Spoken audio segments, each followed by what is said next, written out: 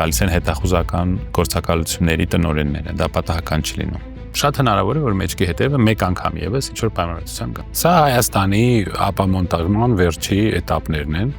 այդ իրանց սեղանի վրա դրած խորովածը ու իրանց տանդեմի ասֆալտը։ Այդ իրանց մոտ միշտ կլինի։ Կամ նրանք պետք է ստեղից էլ փախնեն, բայց դրանից հետո Ադրբեջանը կարող է օրինակ Ինտերպոլով միջազգային ատյաններով իրենց պահանջել։ Վերջի կայանը այն է, որ մենք Երևանից բոլորս դուրս ենք գալու։ Եթե Հայաստան չլինի, ով է այդ աթոռները կիսելու։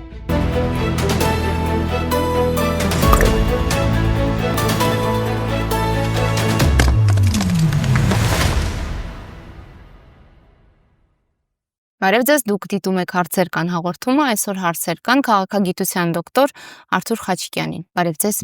Շնորհակալ եմ, որ այստեղ եք։ Շնորհակալություն։ Պարոն Խաչիկյան, երեք Հայաստանն ու Ադրբեջանը ազդարարեցին բանակցությունների ավարտի մասին, այսպես կոչված խաղաղության պայմանագրի տեքստի համաձայնեցման մասին, թեև դա էլ շատ նվաստացուցիչ ձևով արվեց, որովհետև Բաքուն չհամաձայնեցնելով հայկական կողմի հետ առաջինը հրապարակեց այդ մասին, հանրայնացրեց այդ մասին,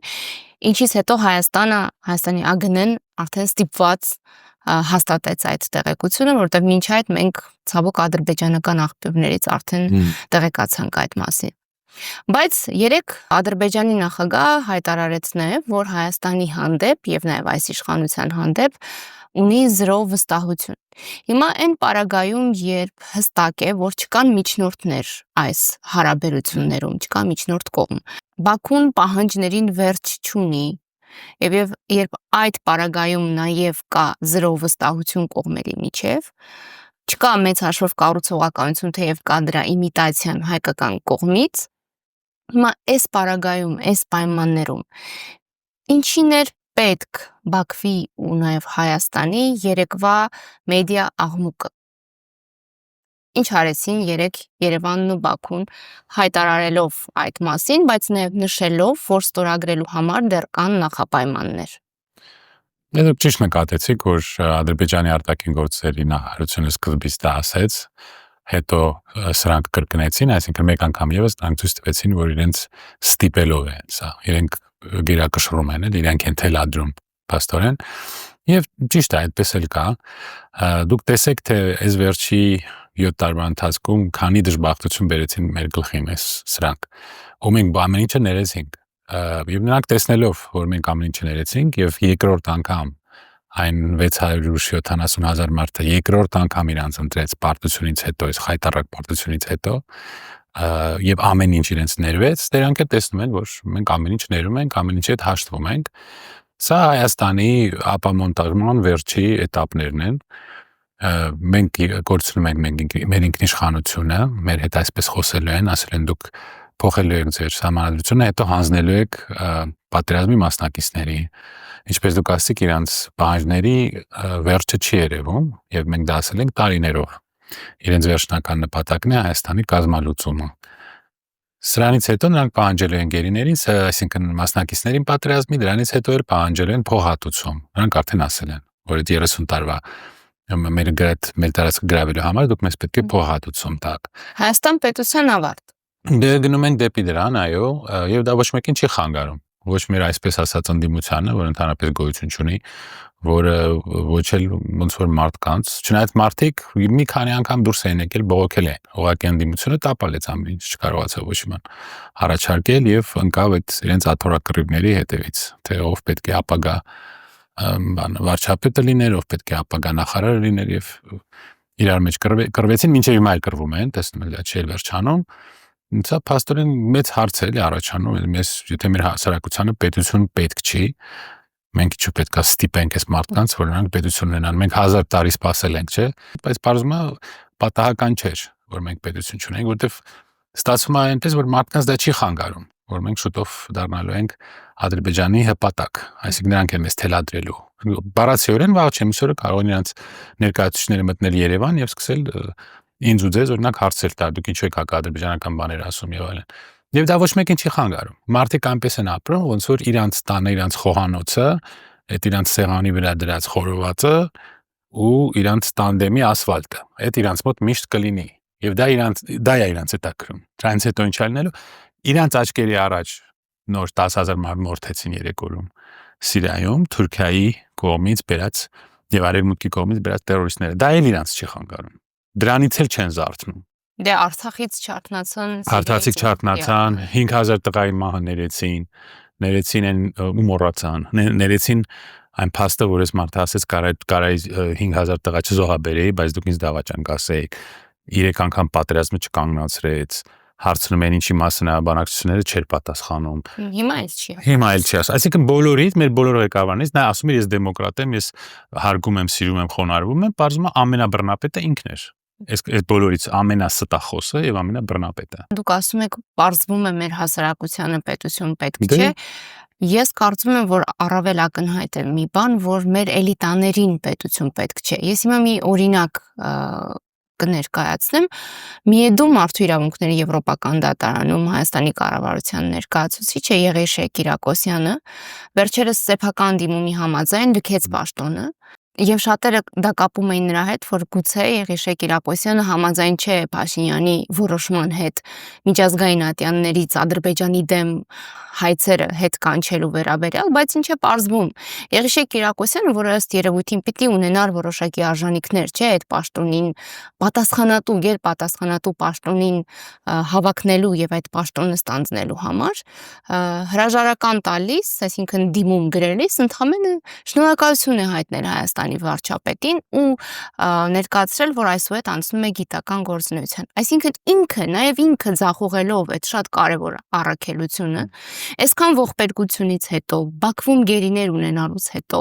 0 տեղաշարժ, 0 դրական արդյունք ունենալուց հետո եւ մի բան էլ ճակատագրական որոշման պայմաններում այդ մարդը հրաժարական է տալիս, անցնում է խաղաղ կյանքի գիտական գործունեության ու մի բան էլ շնորհակալություն է հայտնում Հայաստանի վարչապետին, գոնե ներողություն հայտներ, հասկանում եք, սա է մեր էլիտայի խորհրդանիշ դեմքերից մեկը։ Դե գոնե ես այդ մարդուն չեմ ճանաչում, չեմ կարող ասել որևէ բան իր աշխատանքի մասին կամ իր մասին, բայց գոնե նա արժանապատվություն ունեցավ հրաժարական տալ։ Որոշ մարդիկ անցյալում դա շնորհակալություն հայտներով, պարոն Խաչիկյան, դրա որ մասն է արժանապատվի։ Դե դա չանհասկանալի է, այո։ Բայց անցյալում կային մարդիկ, ովքեր հրաժարական տվել էին, օրինակ ՄԻԴ-ից, մեր արտաքին գործերի նախարարությունից, շատերը հրաժարական էին տվել, կոչեր էին արվում, որ այս մարդը գնա եւ այլն։ Էլիտա, չգիտեմ, մենք էլիտա ունենք թե չէ, մենք ունենք մի քանի մարդ, այսպես կոչված ընդդիմություն, որը իր գործունեությամբ այնպես արեց, որ այս իշխանությունը մնաց իշխանության, այսինքն նրանք ոչինչ չկարողացան փոխել եւ մի քանի անգամ բողոքներ որ եղան ժողովրդի կողմից, տասնյակ հազարավոր մարդիկ փողոցներում էին, ես դա տեսել էի իմ աչքով, ես էլ այնտեղ, նրանք տապալեցին ամեն ինչ։ Որոշ մարդիկ հարցեր են տալիս, ինչու է այդպես, որ ամեն անգամ նրանք տապալում են դա, գուցե նրանք չեն ուզում, որ փոխվի իշխանությունը։ Գալիս են, սկսում են նույն մարդիկ, սկսում են նույն բաները ասել, էլի տեսանք այդ հայտարարությունները, տասնյակ հազարավոր մարդիկ եթե դուրս գան, մարդիկ դուրս են եկել։ Պրոբլեմը դա չի, պրոբլեման է, որ դուք չկարողացաք ղեկավարել դա։ Ասենք Ռուբեն Վարդանյանի օրինակով, Արցախի քաղաքական ղեկավարության օրինակով ակնհայտ է, որ երբ պահը հասունանում է, որևէ մեկը ապահովագրված չէ նման ճակատագրի արժանանալուց։ Այսինքն այս պարագայում, եթե անգամ որոշ մարդիկ պետության շահը չեն հասկանում, բայց գոնե իրենց անձնական շահը, անվտանգությունը պիտի պատկերացնեն, իսկ անձնական շահ, անվտանգություն այնուամենայնիվ հնարավոր է երաշխավորել ու ապահովել, եթե դու ունես պետություն ու պետության ձևով տանիք։ Դե իրենց երևի դժվար է դա բացատրել, որովհետև նախ նայեք, եթե նրանք խնդրելու են, որ պատերազմի մասնակիցներին մենք հանձնենք, այդ մարդիկ երևի ստեղ են։ Կամ նրանք պետք է ստեղից էլ փախնեն, բայց դրանից հետո Ադրբեջանը կարող է օրինակ Ինտերպոլով միջազգային ատյաններով իրենց պահանջել։ Կամ եթե ստեղ մնում են, նրանք մտածում են ինչ է լինելու, հետո ինչ է լինելու։ Իրենց աչքի առաջ չէ դատը գնում Բաքվում։ Իրենց աչքի առաջ Ռուբեն Վարդանյանին չեն տեսնում։ Այդ բնազդը չի զարթնում իրենց մոտ, ես չգիտեմ, դա շատ զարմանալի է, մեր այսպես ասած էլիտան եւ մեր այսպես ասած ընդդիմությունը զբաղված էր աթոռի կռվով, ոնց որ ժողովուրդը ասում էր, նրանք չկարողացան մի կողմ դնել իրենց եսասիրությունը, փոխել այս կառավարությունը, դրանից հետո արդեն ըստ ընտրությունների արդյունքների բաժանել այդ անտեր-աթոռները, չկարողացան, նրանք ամեն մեկը, գիտեք, մեր մոտ ամեն մեկը Չերչիլ է եւ Շարլ դե Գոլ է, ամեն գյուղում կա դրանից։ ու չկարողացան մի կողմ դնել դա եւ ամիջ տապալեցին, բայց դուք ճիշտ հարց եք տալիս, օրինակ որ պահանջեն մեր նախագահներին, պահանջեն մեր նախարարներին, ինչ ա լինելու։ Ով ասելու ոչ, այս խումբը ամեն ինչին ասում են այո, ինչ ուզում ասում են այո, ինչ ասում են տալիս են, ոնց որ իրանց ներկայացությունը լինի այստեղ։ Հետո այդ հարցը որ բարձրացվի ադրբեջանական գյուղերի Սյունիքում, այդ ինչ են անելու։ Այդ մարդիկ իրենց ձայները տվել են սրանց, չէ, երկրորդ անգամ, ասելով որ բան ասֆալտ ա գցել, ասֆալտ ունենք հիմա։ Նրանք որ հիմա ադրբեջանցիները մտնեն իրենց գյուղը, նրանք ինչ են անելու։ Ինձ հետաքրքիր է։ Նրանք էլի ասելու են լավ բան, եկեք գար մորթենք, խորոված ուտենք իրանց հետ։ Ինձ հետաքրքիր կներ մարդկանց հետ խոսել, որտեղ այնպեսի տպավորություն է, որ նրանք ինչ-որ ուրիշ աշխարհում են ապրում։ Դե խաբվել են ըստ երևույթին, պարոն Ղազարյան։ Այո, բայց ես էլ եմ խաբվել։ Որտեղ տեղեկատվական լուրջ հոսք կա։ Հա, բայց մարդը խելքել պետք է ունենա, չէ՞, դու տեսնում ես աչքիդ առաջ ինչ է կատարվում, ինչ որ Դե ակահանջում պարոն են։ Խաչիկյան, ախր մենք տեսնում ենք պաշտոններ զբաղեցնող մարդիկ նույն արտաքին գործերի նախարարությունը, որոնք տասնապատիկ ավելի շատ կրթություն ունեն, փորձառություն ունեն, զրո դիմադրություն է իշխանության քաղաքականությանը, բայց ինչ ենք ակնկալում են մարդկանցից, որոնք մեծ հաշվով փակուղում են, որոշակի վակուումում են ապրում տեղեկատվական, կենտրոնից Երևանից կտրված են ու առանձնապես ոչ կրթություն ունեն, ոչ էլ երբևէ պատկերացնում են, թե մեծ աշխարհում ինչ է կատարվում։ Դե որ պաշտոնյաները չեն լքում իրենց պաշտոնները, մի մասը դա արեց, փոքր մասը դա արեց, ես ողջունում եմ, դա ինձ պատիվ է բերում։ Մնացածների համար երևի ավելի կարևոր է իրենց պաշտոնը, իրենց աշխատավարձը, իսկ օրինակ ընդդիմությունը ինչու չի դուրս գալիս։ Շատերը ինձ այդ հարցը տալիս են։ Հիմա Մանդատները ինչու չեն հանձնում։ Այսքան բանից հետո որ տեսնում են չեն կարողանում կանգնեցնել ոչինչ։ Ինչ իմաստուն է այնտեղ գնալ։ Այս հարցի մասին շատ են խոսացել, այդ անընդհատ այդ գորգորոսները լսում ենք։ Ինչ առավելություն տվեց իրենց, օրինակ խորհրդարանում լինելը։ Նրանք լեգիտիմացնում են սրանց ասածները, սրանց արածները, չէ՞, փաստորեն։ Եվ հիմա չի բացառվում, որ կլինեն արտահերթ ընտրություններ, ու նաև չի բացառվում, որ այդ այսպես կոչված համաձայնագիր կոչվածը Ադրբեջանը կարագացնի դրա ստորագրումը, որպեսզի ընտրություններից առաջ որոշակի հաղթաթուղթ տա Հայաստանի իշխանությանը, որպեսզի ունենա բովանդակություն ասելիք ընտրություններում մարդկանցից քվե պոկելու համար։ Դե կփորձեն իհարկե, բայց գիտեք, դուք ասում եք մարդիկ գուցե չեն հասկանում, բայց հասկանալը դժվար չի։ Նրանք պահանջում են, որ մենք մուծենք իրենց փոխհատուցենք այդ 30 տարվա համար, այսինքն մենք բոլորս պետք է հսկայական գումարներ տանք, եւ երկրորդը նրանք պահանջում են, որ ադրբեջանցիները վերադառնան Հայաստան, եւ մենք Արևմտյան Ադրբեջան ենք։ Դրա որ մասն է դժվար հասկանալ։ Հասկանալի է, մենք էլ ենք չի հասկանում, բայց ավելին անել հնարավոր է, եթե չկա հստակ համակարգ, որը կկազմակերպի այդ դիմադրությունը։ Գիտեք, համակարգ գոնե լիներ ինչ-որ առաջնորդ, որը չհիշացներ մարդկանց անցյալի մասին, որտեղ մարդիկ դա չեն սիրում, չնայած հիմա եթե նայես անցյալին ու սրան, դուք ասեք դրախտ էր անցյալը համեմատած սրանը, կոռուպցիա թող լինի, ես համաձայն եմ, թող կոռուպցիա լինի, ես իմ 50%-ը կտամ։ Մենակ այս վիճակում մենք չլինենք, որ Թուրքիան Ադրբեջանը ասի, վաղ չէ միսօրը դուք հանձնելու եք ձեր նախարարներին, մենք մտնելու ենք Հայաստան, Մակրոնն էլ տեսակ այդ 5 երեսանի անձը ողջունեց փաստորեն Հայաստանի կապիտուլյացիան։ Ասում էր մենք հայերի կողքին ենք, հիմա մեզ զրկում են մեր սուվերենությունից, նա դա ողջունում է, որտեղ իրան դա պետք չէ, իրան պետք է որ Հայաստանը ընկնի Թուրքիայի տակ, եւ Ռուսաստանը ստեղից դուրս գա վերջնականապես։ Նա բացեբաց դա ասեց։ Այստեղ դժվար չի հասկանալ, իմ համար զարմանալի է, որ այո, չկարողացավ որևէ ղեկավար հանդես գալ, որը կարողանա մարդկանց իր հետևից տանի եւ չհիշեցնի անցյալի մասին, որտեղ ամեն անգամ երբ որ դա լինում է, նույն մարդիկ գալիս են եւ ժողովուրդը գնում է տուն։ Աղջիկյան, բայց դե ապագայից էլ առաջնորդ դժվար է բերել։ Առաջնորդ գտնելը դժվար է, բայց դուք տեսաք, սրանք քանի հոգի են, 15 հոգի են, որ քայլելով եկան Երևան։ Դուք իրանց նկարները տեսաք։ Տենց մարդ դժվար է գտնել Հայաստանում։ Եթե մենք դուրս գանք փողոց պատահական մարդ բռնենք, կարող է պատահի սենց վիճակում Դե հա, չլինենք։ բայց իրենք դժվար թե պատահական Չէ, իհարկե ֆիգուրաներ ոչ, լինեն, իհարկե ոչ, հասկանալի է, իհարկե անցել են ոչ։ որոշակի պատրաստություն, Այո, ունեին այո։ աշխարհաքաղաքական աջակցություն։ Պարոն Խաչիկյան, դուք հիշատակեցիք, նշեցիք Ֆրանսիան ուզում է, այսինքն Մակրոնը, հա, Ֆրանսիան չընդգծենք, Մակրոնն ուզում է, որ Հայաստան անցնի թուրքական ազդեցության տակ, հա, եւ ուրեմն պատահական չէ, երևի որ այս վերջին օրերին Փաշինյանը Հայաստանի միջոցներով, փաստորեն մեր հարկերի միջոցներով Հայաստան հրավիրեց թուրք լրագրողների,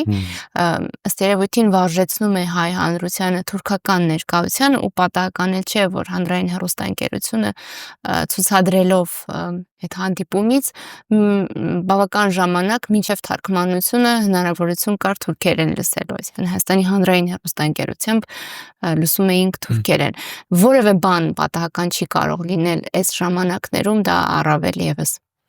Այո, մեզ սովորացնում են, որ մենք պետք է ենթարկվենք Թուրքիային, նա այդ հայտարարությունը արեց, որ մենք ցեղասպանության հարցը այլևս չենք դնում, այսինքն տեսեք ինչ հետաքրքիր է, տասնյակ պետություններ ընդունել են հայոց ցեղասպանությունը, ներառյալ Ֆրանսիան, իսկ մենք Հայաստանում հիմա այդ հարցը հանում ենք, այսինքն Ֆրանսիան, Կանադան, Միացյալ Նահանգները, Արգենտինան եւ ուրիշ երկրներ, Ռուսաստանը հիմա ավելի մեծ երանդով պաշտպանում են հայոց ցեղասպանության գործը, քան Հայաստանը։ Տեսեք ինչի հասանք մենք։ Այո, նա մեզ ուզում է սովորացնել, որ շուտով դառնալու ենք թուրքական վիլայետ։ Թուրքիայի հետ խոսելը վատ միտք չէ եւ նախկին նախարարները դա անում էին, փորձում են դա անել, բայց մի բան է ռացիոնալ ձևով խոսալ, հարգանքով խոսալ միմյանց նկատմամբ ինչ-որ դժվար պատմական հարցերի մասին, որը ես միշտ կողմ եմ։ Մյուս հարցն է այսպիսի ձևով ստորացնել եւ նվաստացնել ձեր ժողովուրդը ծնկի բերել, ջախջախել եւ այդ վիճակում խոսել Թուրքիայի հետ։ Նրանք մեզ հիմա չեն էլ հարգում, բացարձակ չեն հարգում։ Տեսնեք բացի ձեռ են առնում մեր ղեկավարության եւ նրանք մեզ չեն հարգում, իսկ ով կհարգի։ Այսպիսի այսքան բանից հետո, որ մարդիկ ամեն ինչ ներում են, ու մի հատ ղեկավար չի լինում, որ կարողանա ինչ-որ բան փոխի, ով մեզ պետքա հարգի։ Աղջիկան, Փաշինյանը այս փուլում ունի արտաքին աջակցություն, որովհետև միջնորդ կողմ չկա, ակնհայտորեն չկա, բայց գուցե շերտերում, որոշակիորեն կուլիսներում կառավարվում է այն ինչ որ մեզ համար տեսանելի չէ։ Կարծում եմ այո, պատահական չի լինում, որ մարդը նոյեմբերի 9-ի պայմանագիրը դնում է մի կողմ, գնում է Պրագա եւ անհասկանալի պատճառներով թղթեր է ստորագրում, որով վերացվում է նոյեմբերի 9-ի պայմանագիրը եւ Արցախը հայաթափվում է։ Դա պատահական չի լինում։ Պատահական չի լինում, որ անընդհատ արտասահմանից իր մոտ գալիս են հետախուզական գործակալությունների տնօրենները։ Դա պատահական չի լինում։ Այդ կոնտակտները ինչ որ նպատակ ունեն։ Պատահական չի լինում, որ Մակրոնը ասում է, որ մեզ Հայաստանը պետք է որպես հակառուսական բուֆեր։ Դա չի լինում։ Պարզ է, հա որտեղից է գալիս։ Եվ հետևանքներին նայեք, մենք ջախջախվեցինք։ Մենք այլևս այստեղ գործոն չենք եւ սուվերեն պետություն չենք։ Եթե մեզ ասում են դուք սահմանադրություն եք փոխելու, հանձնելու եք ձեր բանի վետերաններին, մասնակիցներին պատերազմի, սա մենք արդեն դարել ենք ոնց որ իրենց գաղութը փաստորեն։ Իսկ նրանք իրանց տեսնում եք իրանց ծրագրերը չեն վերջանում։ Այսքան բանից հետո նրանք էլի ասում են մենք ձեզ չենք վստահելու, դուք էլի զիջելու բան ունեք։ Իրենց ցուցակը շատ երկար է։ Եվ նրանց վերջնական նպատակը լինելու է Հայաստանը կազմալուծել, որ հայերը այստեղից դուրս գան եւ Թուրքիան Ադրբեջանը միանան։ Պրահայի դեպքում շատերն ասում են, որ կար համենայն դեպս Հայաստանում այդպիսի գնահատական, որ Պրահայում փաստաթուղթ ստորագրեց եւ ընդհանրապես Արցախը հանձնեց, որովհետեւ այդ փուլում Ռուսաստանը զբաղված էր ուկրաինական ճակատով եւ լուրջ ջանքեր պիտի գործադրեր։ Հիմա այս փուլում ռուս-ուկրաինական հակամարտությունում որոշակի սցենարներ կարծեք թե ուրվագծվում են հանգուցալուծման, թեև ամեն ինչ միանշանակ չէ։ Կուրսկում լուրջ հաջողություն ունի Ռուսաստանը, ինչը զրկում է Ուկրաինային որոշակի խաղաթղթերից, մոտ 10,000-անոց զորամիավորում շրջափակման վտանգի առջև է։ 30-օրյա հրադադարի մասին է խոսվում, ուկրաինական կողմը կարծեք համաձայնել է, համաձայնություն տվել է, հիմա ռուսական կողմը վստահաբար փորձելու է գինը բարձրացնել իր համաձայնության։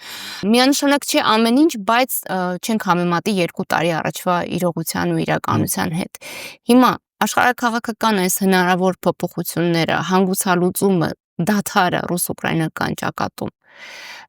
ինչ է տալու Հարավային Կովկասին ու Հայաստանին մանևրելու հնարավորություն տալու։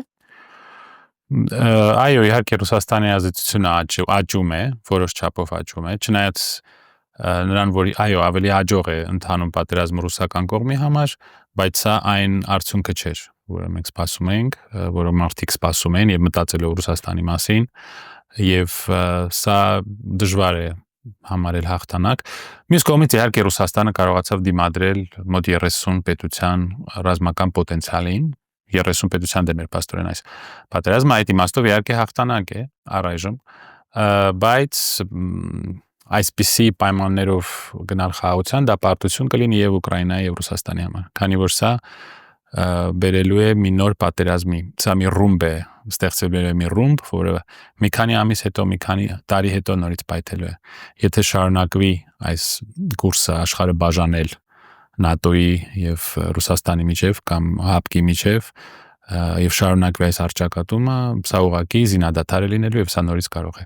սկսվել։ Ռուսաստանը հնարավոր է որ ավելի շատ միջոցներ եւ ուշադրություն կունենա, որ Կովկասին տրամադրի, բայց նա շարունակելու է համագործակցել Թուրքիայի հետ, Ադրբեջանի հետ։ Ես հրաշք չէի սպասի, հնարավոր է որոշ ձևով, այո, ուժեղանա իր ազդեցությունը այստեղ, բայց հրաշքներ ես չէի սպասի։ Այս իրավիճակից օգուտ քաղելու համար դուք պետք է ունենաք կառավարություն։ Իսկ մենք ունենք արտաքին գործերի ներկայացություն Հայաստանում, արտաքին ուժերի դեսպանատուն Հայաստանում, որը ամեն ինչ անում է, որ մեր պետությունը ջախջախի, Ռուսաստանը ինչ անի, եթե մենք ներսից մեզ քանդում ենք։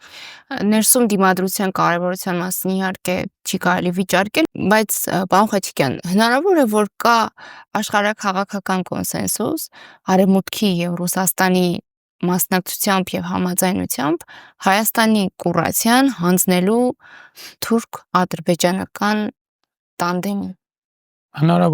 Հնարավոր է, քանի որ հիմա Ամերիկան եւ Թուրքիան փորձում են իրենց հարաբերությունները բարելավել, համագործակցել, չնայած ես լուրջ կմտածեի նրա մասին, որ 3.5 տարի հետո Թրամփը գնալու է եւ Թրամփից հետո ինչ է լինելու, թող մտածեն։ Դա շատ կարեւոր հարց է։ Այո, նրանք փորձում են համագործակցել, համագործակցում են պրակտիկ հիմքի վրա, նավթի, գազի, ինչ որ պրակտիկ փոխադարձ շահավետ, ինչ որ կապեր են ուզում ստեղծել եւ այլն։ Հնարավոր է որ այս ռեգիոնում Ռուսաստանը շարունակի ազդեցությունը գոնե կիսել Թուրքիայի հետ, գոնե կիսել եւ Իրանի։ Նրանց ֆորմուլան դա այն էր, որ Թուրքիան, Ռուսաստանը եւ Իրանը ազդեցություն այս ռեգիոնում ազդեցություն գործածեն, չէ՞ մեր ռեգիոնում հարցեր իրենք լուծեն։ Հնարավոր է որ այո որոշ զիջումներ արվեն Թուրքիային։ Հասկանում եք, սա է մեր ողբերգությունը, որ մենք չունենք ոչ կառավարություն, ոչ դիվանագիտություն, եւ մենք ստիպված ենք այստեղ գուշակել, ենթադրել, թե ինչ կարող է այնտեղներ, որտեղ մենք չունենք այն կապը ոչ Մոսկվայի հետ, ոչ Վաշինգտոնի հետ, որ մենք իմանանք ինչի մասին է խոսակցությունը գնում։ Իսկ խոսակցությունը հաստատ գնում է։ Նրանք եթե Արկտիկան են կիսում, նրանք Կենտրոնական Ասիան եւ Կովկասը հաստատ խոսացել են։ Եվ այնտեղ շատ ուժեղ դիրքեր ունեն մեր թշնամիները, որովհետեւ նախ ռեսուրսներ ունեն, գազ ունեն, նավթ ունեն, մեծ ռազմական պոտենցիալ ունեն, պլյուս ունեն Իսրայելի աջակցությունը։ Իսկ Իսրայելը Ամերիկայի տերն է փաստորեն մեր ռեգիոնում, Ամերիկայի քաղաքականությունը որոշվում է Իսրայելի լոբիի կողմից։ Այսինքն նրանք շատ ուժեղ դիրքեր ունեն, իսկ մենք ունենք սա։ Շատ հնարավոր է որ մեջքի հետևը մեկ անգամ եւս ինչ որ պայմանավորվածության կա նայում։ Եվ վերջում հետաքրքիր է, պարոն Խաչիկյան, սովորաբար այսպիսի օրերին, երբ կա տեղեկատվական լուրջ աղմուկ, առավել շատ անհանգստանալու հիմք է, սովորաբար հատկապես քաղաքական գործիչները խուսափում են հրապարակային ելույթներ ունենալ, հարցազրույցներ տալ, որովհետև ակնկալվում է դրանցից բացի նաև հստակ գործողություններ եւ իրենք որոշում են, որ ընդհատակ անցնելով կարելի է հաղթահարել եւս մեկ մարտահրավերային փուլ, անցնել ջրի հատակը մինչև վտանգը կանցնի։ Դե, եթե այսպիսի ժամանակ, այսպիսի փուլում մարդիկ հանդես չեն գալիս, գործողություններ չեն առաջարկում, ոչինչ չեն անում, հետո արդեն նրանք ով իրենց լուրջ պետք է ընդունեն։ Մեր աչքերի առաջ մենք գնում ենք պետականության կորուստի, շարունակում ենք, քայլ առ քայլ գնում ենք, ինչ որ մենք ասել ենք լինելու է, նենց էլ եղել է, ինչ որ մենք ասել ենք եղել է։ Մենք շարունակում ենք գնալ պետականության կորուստի։ Եթե Հայաստան չլինի, ով է աթոռները կիսելու, ով է վարչապետ իր երազանքների մեջ վարչապետ լինելու կամ արտաքին գործերի մինիստր լինելու, նախարար լինելու։ Եթե հիմա ոչինչ չեք ասում, չեք անում, հետո ով է ձեզ հիշելու։ Որովհետև այդ մեր ձոր գլորվելու process-ը ձեր աչքի առաջ շարունակվում է։ Եվ նրանք շատ ազնիվ են, նրանք չեն փորձում խաբել։ Նրանք կետ առ կետ ասում եք դուք սա եք հանձնելու, հետո սա եք հանձնելու, հետո սա եք հանձնելու, հետո մենք մտնելու ենք Սյունիք։ Սյունիքում ապրող այդ գյուղացիները, որոնք մեծ թվերով ձայն են տվել, այս խմբին։ Հիմա նրանք հասկանում են ինչա լինելու, որ ադրբեջանցիները կարող են մտնել իրենց գյուղ։ Նրանք կարծում են, որ նրանք ղարաբաղցիներից լավն են, կամ կարծում են, որ այն գերիները, որոնք Բաքվում նստած են, մենք իրենցից լավն ենք, մենք նույնն ենք։ Ադրբեջանցիները մեզ տեսնում են որպես նույն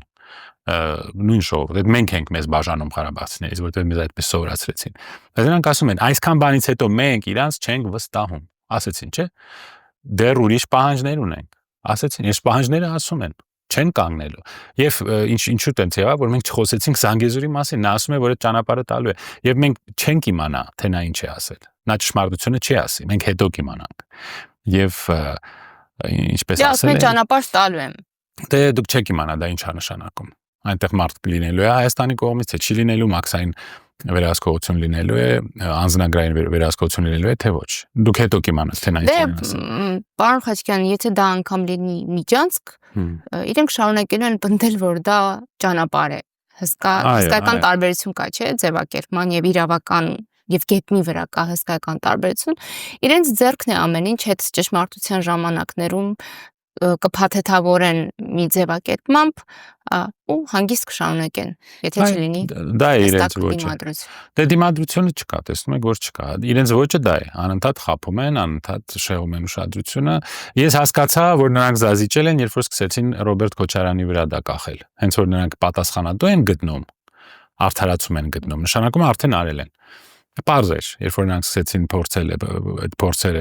երկրորդ նախագահի վրա դա կախել, պարզ էր, որ արդեն արել են։ Դրանից հետո հետաքրքիր է Սյունիք հանձնելու ժամանակում են ասելու, դա ով է արել, առաջին նախագահան, թե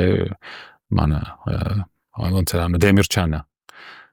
ելում են գտնելու։ Մեկին կգտնեն, բայց ես ուղղակի ուզում եմ մարդիկ հասկանան, ինձանից հասնում է ուղղակի մարդկանց բացատրել, հասկացեք, թե ինչ է լինելու, դուք որոշեք։ Դուք չեք ուզում Հայաստանում ապրեք, մի ապրեք։ Դուք բոլորը կարծում եք վիզա եք ստանալու, գնալու եք Եվրոպա, Ամերիկա, գնացեք։ Ուղղակի հասկացեք, թե դուք ինչի առաջ եք կանգնած, ինչի առջև եք կանգնած, որտեղ այս գնացքը չի կանգնում, նա շարունակում է գնալ։ Եվ վերջի կայանը այն է, որ մենք Երևանից բոլորս դուրս ենք գալու։ Եթե դուք կարծում եք, որ դուք ավելի լավն եք, քան Ստեփանակերտում ապրող հայերը կամ Ասկերանում ապրող հայերը կամ Սյունիքում ապրող հայերը, դուք սխալվում եք։ Եվ մեր թշնամին չի համարում, որ դուք տարբեր եք իրանցից։ Այսինքն ինձանից հասնում է մարդկանց բացատրել։ Եթե մարդկանց Հայաստան պետք է, թող ինչ-որ բան անեն։ Եթե Հայաստան պետք չի, վերադառնանք մեր այն վիճակին, որ տարերով ապրել ենք, ուղղակի առևտրով զբաղվենք եւ տարբեր երկրներում համայնքներ ունենանք եւ եկեղեցի ունենանք եւ առևտուր անենք։ Եթե դա եք ուզում, թող այդպես լինի։ Շնորհակալություն, պարոն Խաչիկյան։